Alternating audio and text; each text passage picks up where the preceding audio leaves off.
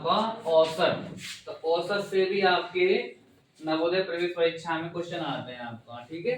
तो आपको पहले हम पढ़ाएंगे औसत के कुछ क्वेश्चन हैं। तो सबसे पहले आप पढ़ोगे प्रथम एन प्राकृतिक संख्याओं का औसत आपको निकालना है, ठीक है। तो देखो सबसे पहले तो हम ये जानेंगे औसत का सूत्र क्या होता है।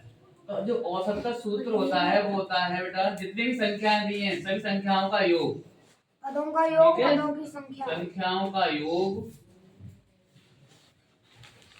फिर बेटा जितनी संख्याएं, संख्याओं की संख्या, संख्याओं की संख्या, या आप दूसरी भाषा में कह सकते हो पदों का योग बट्टे पदों की संख्या, ठीक है। मतलब ऊपर योग होगा और नीचे क्या होगा, उनकी संख्या होगी। अब जैसे हमें निकालना है प्रथम n प्राकृतिक संख्याओं का औसत, तो सबसे पहले हमें योग निकालना पड़ेगा। तो n प्राकृतिक संख्याओं का, प्राकृतिक संख्याओं का योग, योग का सूत्र बताओ, आप पढ़ चुके हो। n कोष्टक n प्लस 1 बट्टा 2। अब जैसे मुझे औसत निकालना है तो योग तो आपका हो गया है ना, और मुझे योग बट्टे संख्या और निकालनी है ना। मेरा योग का सूत्र ये रहा, और संख्या कितनी टोटल n है, तो n का यहाँ डिवाइड हो जाएगा, तो ये इससे कैंसिल हो जाएगा।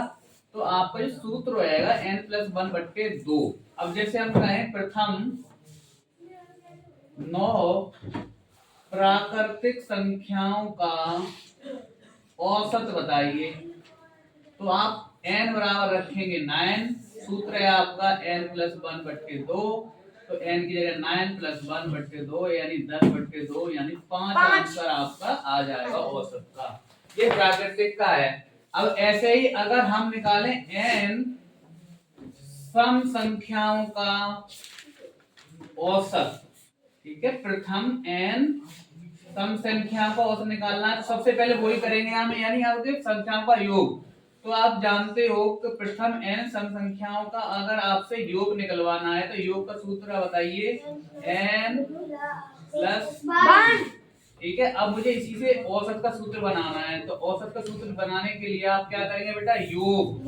योग कौन सा है, ये वाला n प्लस 1 बट्टे, बताइए n, क्योंकि n संख्याओं का ये कैंसिल हो गया, तो मेरा आ गया सूत्र n प्लस 1। अब देखो मैं सिंपल सा ऐसे प्रथम 10 सम संख्याओं का मुझे औसत निकालना है, तो सूत्र आप पता कर चुके हो n प्लस 1 होता है सर। n की वैल्यू आपके पास 10 है, 10 प्लस 1 यानी 11 आंसर आ जाएगा।